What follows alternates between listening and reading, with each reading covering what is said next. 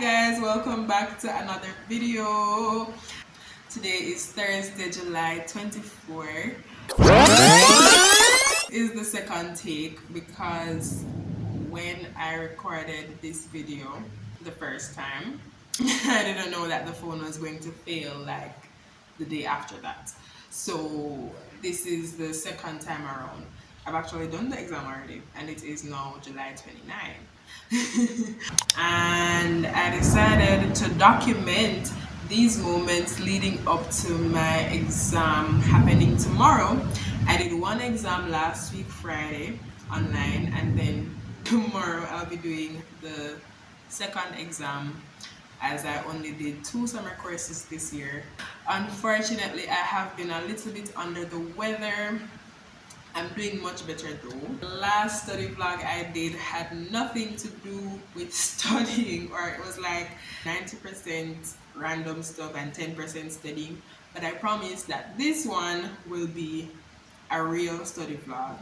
So thank you for clicking and I hope that you will enjoy this video.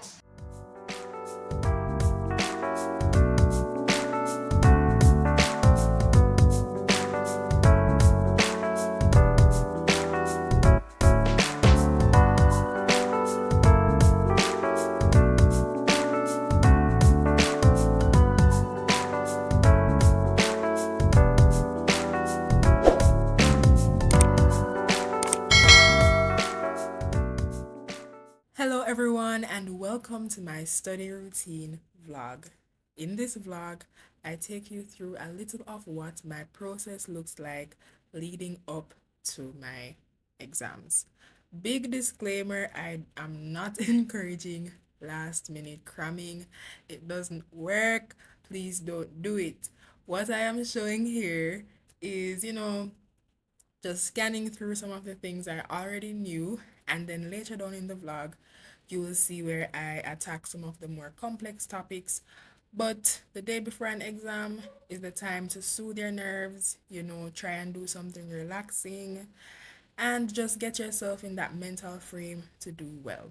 And I'll talk a little bit about that later.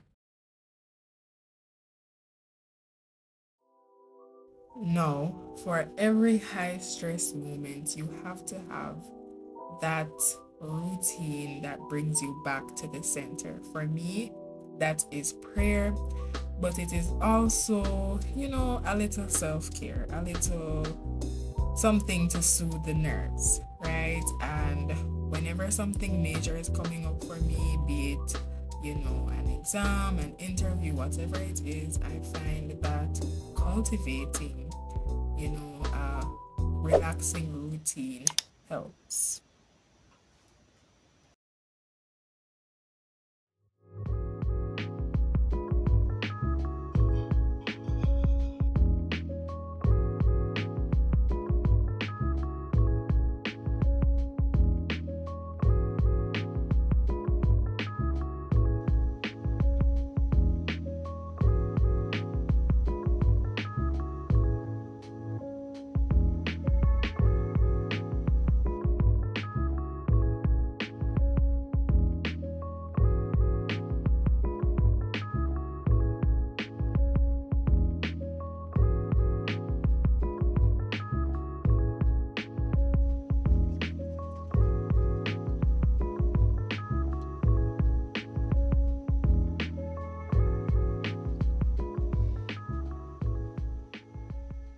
Hey guys, so the time is now 10:55 or 10:55 p.m. As you can tell, it's night and it is Thursday, the day before my exam, and I just finished calculating how much percentage I actually need to pass because I was stressing way too much. So I just came to the conclusion that if I can get at least I'll pass like the course overall. It's environmental studies and you guys know how I feel about science, so that's why I'm a little anxious about it. But I prayed about it and I believe that God will help me to be successful. I am in the bathroom because the whiteboard is in the bathroom. I did some reading here and there today, but I don't know, my brain is just, it's not clicking. It's not clicking because the past couple of weeks we've been getting test after test after test, as in course tests. So I feel like anything I don't know now, I just not going to know it again. But of course, I still want to do my part because faith without works is dead. I'm gonna draw a food chain because that has been giving me trouble. Don't laugh, okay? I know we learned that since grade 5, but it just seems more complicated where you have to know like the different trophic levels and when the energy is increasing from when it's decreasing. And with all due respect, you take, what does this have to do with my program of study? Like, why do I absolutely need environmental studies to get a journalism degree? Like, what does that have to do with anything? That is the nature of the system, and we just have to work with it, right? So just be prepared. If you are a prospective UTech student, you're gonna have to do a lot of general courses, college math, environmental studies, research, entrepreneurship. Of course, depending on your program, but for communications, we have to do a lot of general courses. And so far, the only one I have really enjoyed is Introduction to Social Psychology.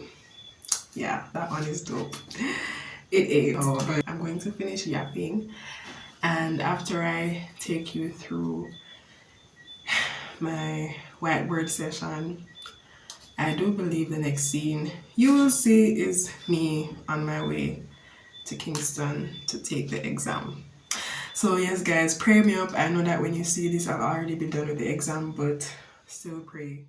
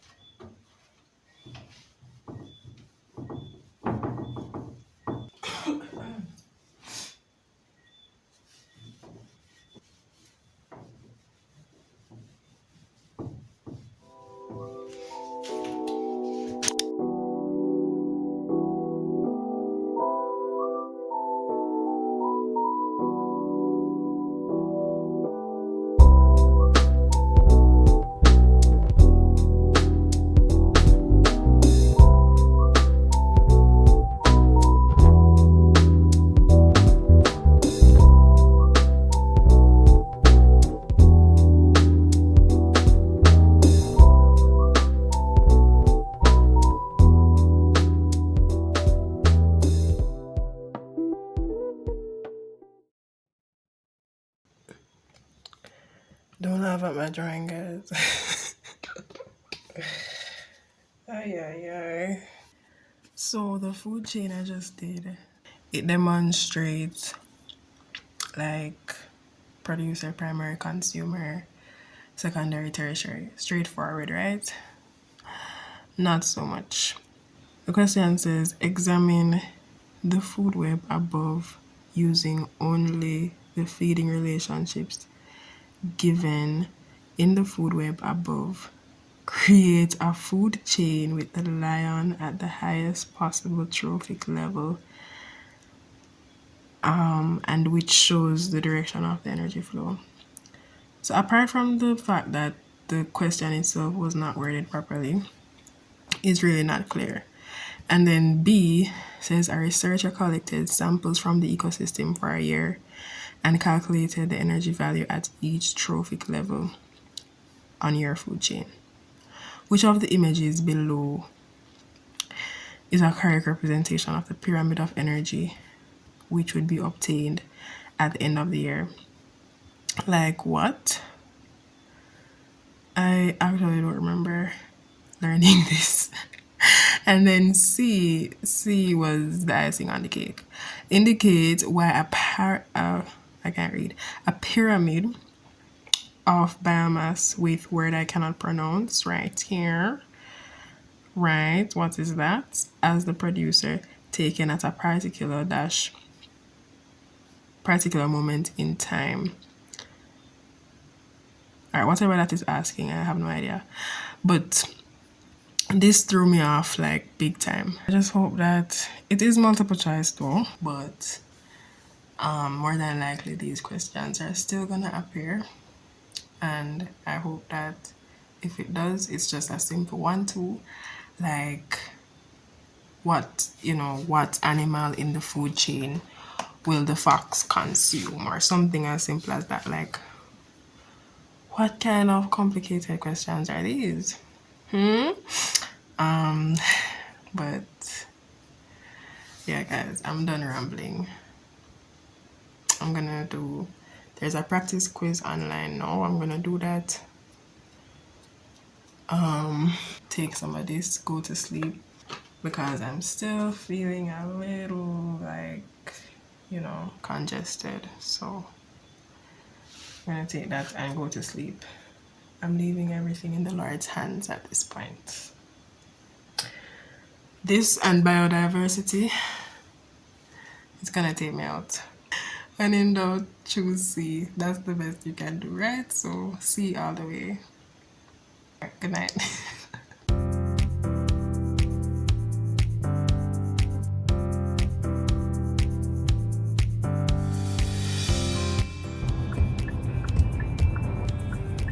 Get you a supportive mom like mine.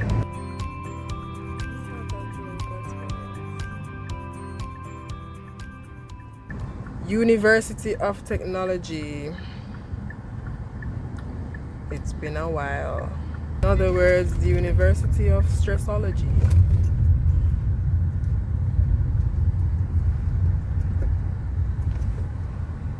What's happening over here? Oops. Thank you. Mother got lost, so I have to find her.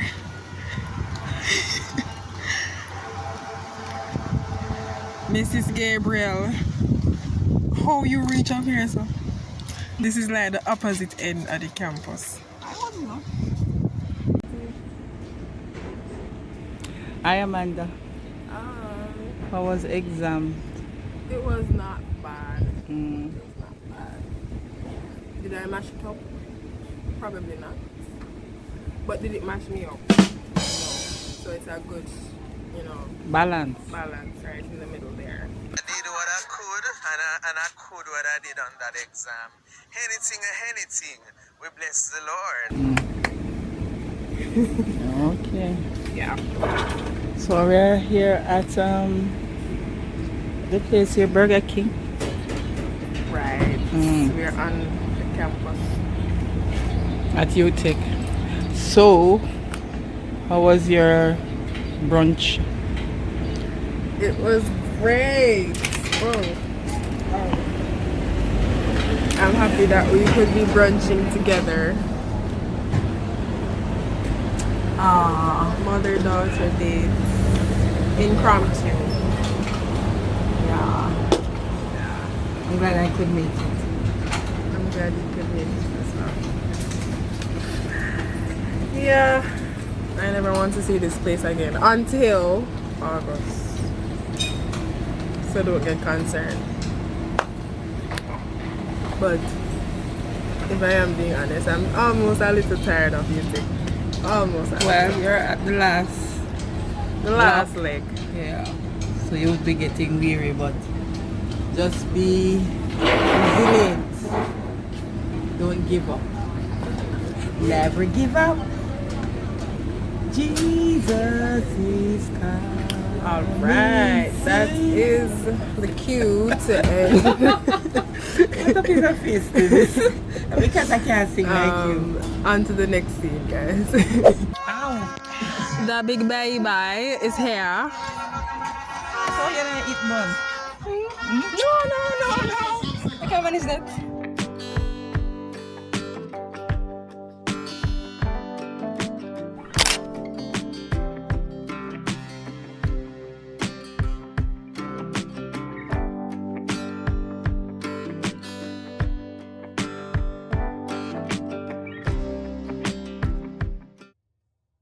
Hello, my lovelies, and I almost forgot to finish the vlog, so that's what I'm doing now.